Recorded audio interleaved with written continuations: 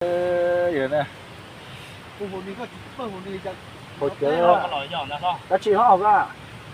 Thế chắc là hồi chơi rồi mày bút tê ơ. Thằng bút tê chi nó chơi. Cứ lúc có chơi lộn hồi à. Đây sao? Đây sao mà hồ?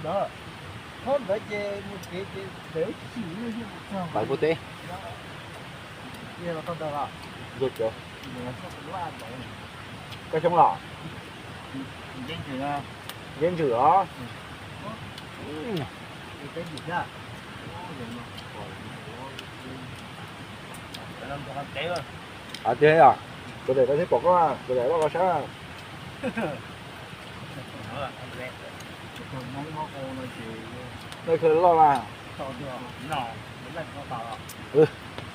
tôi hỏi chúng sẽ lời nhưng mà đêm mà chở chứ.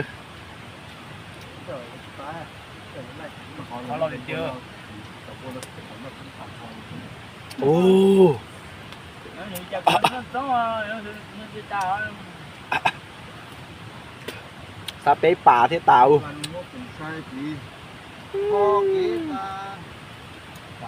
Có dương. Nó đi có. Nó bè. Không bị nào.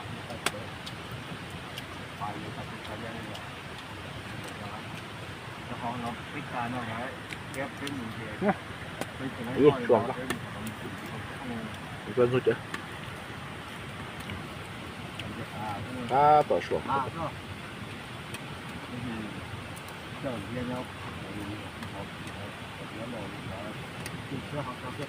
Phèn, không biết chỉ bỏ liệt cho thế ạ. Chỉ mà chỉ đi. Cái chỉ cái là bỏ alo bắt tới cái khá cái to. Cả chị khởi ta chỉ phải có symbol thôi cả. Nhận cái gì đi à? Có gì tao nữa.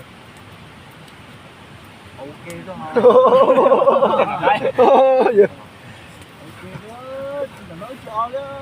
Có chế đó. Có chế đó. Cháu yêu rồi. Đây cây khoai mà chưa lo. Lo thế hả? À chứ. Lúc con nó chơi. Trộm một nó nữa, tôi mới thế nào. Hai tiếng. Cho đây phong kia nó đó. Phong rồi ra nhà nó sẽ lo. Có gì cả tay gì nó chỉ lo hết nè. Đã lo không? Tôi khó mà tứ lo lên trên mua. Ôi nhiều con. Như nhóm đỡ chị nó lo bỏ đi cho cá thế. Đó. Ta tập cái lon đó. Tự nhiên lo hàng ra. Lon để chờ ấy. Giờ nó nhận ra. Chỉ một cá.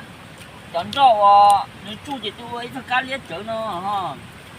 Đúng đây là cái mà Nó chỉ không phò thế à. ủa Nó sắp tới luôn mà có. Đến ba chị tao. Nó tỏ chuối khó rồi coi như. Ôi chà. Có hỏa lá chà. Ô. À tài rồi. Thế nào rồi tôi nào thế nào cũng từ trong tù rồi. cái gì không?